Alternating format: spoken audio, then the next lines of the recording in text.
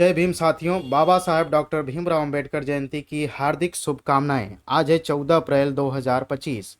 आज हम बात करेंगे बाबा साहेब डॉक्टर भीमराव अंबेडकर के बारे में। चलिए तो स्टार्ट करते हैं। मेरे कहने में जो भी गलतियां हों उसे माफ़ करने की कृपा करिएगा। सबसे पहले बात करेंगे कि इनका जन्म जो है 14 अप्रैल 1891 महू मध्य प्रदेश में हुआ। मृत्यु 6 दिसंबर 1956 दिल्ली में हुआ। पिताजी का नाम रामजी मालोजी सकपाल था। माता भीमाबाई थीं। बचपन से ही पढ़ाई का जुनून इनके अंदर था। 14 अप्रैल 1891 को मध्य प्रदेश के महू में जन्मे डॉक्टर अंबेडकर का बचपन बेहद संघर्षपूर्ण रहा। समाज के तिरस्कार और आर्थिक तंगी के बावजूद उन्होंने शिक्षा को अपने जीवन का ध्येय बना लिया। उनकी पहली शादी रमाबाई से मात्र 14 वर्ष की उम्र में हुई थी।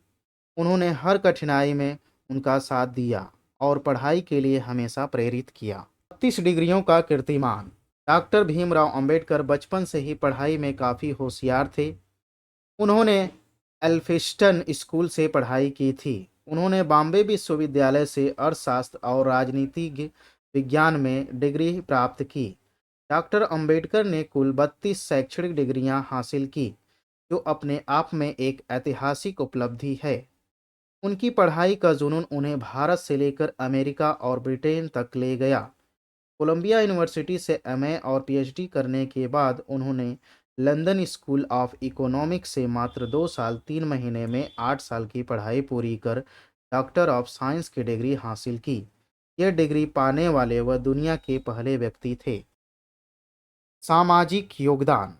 डॉक्टर भीमराव अंबेडकर, जिन्हें बाबा साहेब के नाम से भी जाना जाता है, भारतीय समाज के लिए एक महान समाज सुधारक, कानूनविद, अर्थशास्त्री और राजनीतिक नेता थे। उनका सामाजिक योगदान इतना व्यापक और गहरा है कि इसे भारतीय इतिहास में एक मील का पत्थर माना जाता है।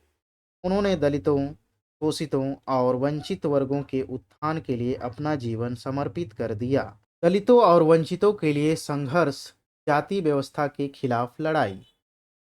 बाबा साहेब डॉक्टर भीमराव अंबेडकर ने जाति व्यवस्था को भारतीय समाज की सबसे बड़ी बुराई माना और इसके उन्मूलन के लिए जीवन भर संघर्ष किया। उन्होंने दलितों के खिलाफ होने वाले भेदभाव को उजागर किया और उनके अधिकारों के लिए आवाज़ उठाई। पहाड़ सत्याग्रह 1927। अंबेडकर ने दलितों को सार्वजनिक जल स्रोतों से पानी लेने का अधिकार दिलाने के लिए पहाड़ में सत्याग्रह का नेतृत्व किया। यह दलित आंदोलन का एक ऐतिहासिक कदम था। शिक्षा पर जोर। बाबा साहेब डॉक्टर भीमराव अंबेडकर का मानना था कि शिक्षा ही वंचित वर्गों के उत्थान का सबसे बड़ा हथियार है। उन्होंने अपने प्रसिद्ध नारे "शिक्षित बनो, संगठित हो, संघर्ष करो" के माध्यम से समाज को प्रेरित किया। उन्होंने पीपल्स एजुकेशन सोसाइटी 1945 की स्थापना की, जिसके तहत कई स्कूल, कॉलेज और छात्रावास स्थापित किए गए ताकि दलित और पिछड़े वर्गों को शिक्षा मिल सके। स्वयं एक विद्वान होने के नाते उन्होंने अपनी शिक्षा के बल पर समाज को प्रेरणा दी। महिलाओं के अधिकारों की वकालत। बाबा साहेब डॉक्टर भीमराव अंबेडकर ने महिलाओं की सामाजिक और आर्थिक बराबरी के लिए महत्वपूर्ण कदम उठाए। उन्होंने हिंदू कोड बिल प्रस्तावित किया, जिसका उद्देश्य हिंदू महिलाओं को संपत्ति, विवाह, तलाक और अन्य मामलों में समान अधिकार देना था। हालांकि इस बिल को संसद में कड़ा विरोध झेलना पड़ा, लेकिन यह महिलाओं के अधिकारों की दिशा में एक क्रांतिकारी कदम था। उन्होंने समाज में पितृसत्तात्मक व्यवस्था और लैंगिक भेदभाव के खिलाफ आवाज उठाई। भारतीय संविधान का निर्माण। बाबा साहेब डॉक्टर भीमराव अंबेडकर को भारतीय संविधान का जनक कहा जाता है। संविधान सभा के प्रारूप समिति के अध्यक्ष के रूप में उन्होंने एक ऐसे संविधान का निर्माण किया जो सभी नागरिकों को सामाजिक, आर्थिक और राजनीतिक न्याय की गारंटी देता है। संविधान में अस्पृश्यता का उन्मूलन, समानता का अधिकार और धार्मिक स्वतंत्रता जैसे प्रावधान शामिल किए गए, जो सामाजिक समावेश और बराबरी को बढ़ावा देता है।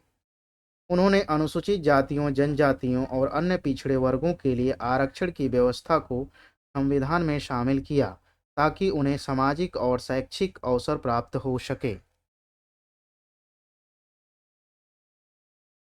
बौद्ध धर्म की ओर प्रस्थान 1956 में बाबा साहेब ने हिंदू धर्म की जातिगत भेदभाव वाली प्रथाओं को अस्वीकार करते हुए नवयान बौद्ध धर्म को अपनाया। उन्होंने लाखों दलितों को बौद्ध धर्म में दीक्षित किया, जिससे उन्हें सामाजिक बंधनों से मुक्ति और आत्मसम्मान का नया मार्ग मिला। यह कदम न केवल धार्मिक था बल्कि सामाजिक क्रांति का प्रतीक भी था, क्योंकि यह जाति व्यवस्था के खिलाफ एक मजबूत संदेश था। श्रमिकों और आर्थिक सुधारों के लिए योगदान। बाबा साहेब ने श्रमिकों के अधिकारों के लिए भी काम किया। उन्होंने 8 घंटे के कार्य दिवस, न्यूनतम मजदूरी और श्रमिकों के लिए सामाजिक सुरक्षा जैसे मुद्दों पर जोर दिया। उन्होंने आर्थिक नीतियों में समानता और स्थिरता पर बल दिया, जैसे कि रुपये की स्थिरता और जमीन सुधार की वकालत की।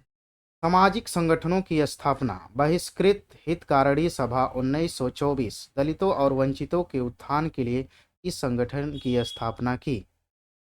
इंडिपेंडेंट लेबर पार्टी 1936 श्रमिकों और दलितों के हितों को बढ़ावा देने के लिए इस राजनीतिक दल की स्थापना की। All India schedule caste federation दलितों के लिए एक मजबूत मंच प्रदान किया। आर्थिक और सामाजिक विचार। बाबा साहेब ने सामाजिक लोकतंत्र की वकालत की, जिसमें स्वतंत्रता, समानता और बंधुत्व को एक साथ लागू करना जरूरी था। वे मानते थे कि केवल राजनीतिक लोकतंत्र पर्याप्त नहीं बल्कि सामाजिक और आर्थिक समानता भी जरूरी है। संस्थाओं की स्थापना। बाबा साहेब ने बहिष्कृत हितकारिणी सभा जैसी संस्थाएं बनाई जो दलितों के कल्याण और अधिकारों के लिए काम करती थी। साथ ही उन्होंने समाचार पत्र और संगठनों के माध्यम से जागरूकता फैलाई।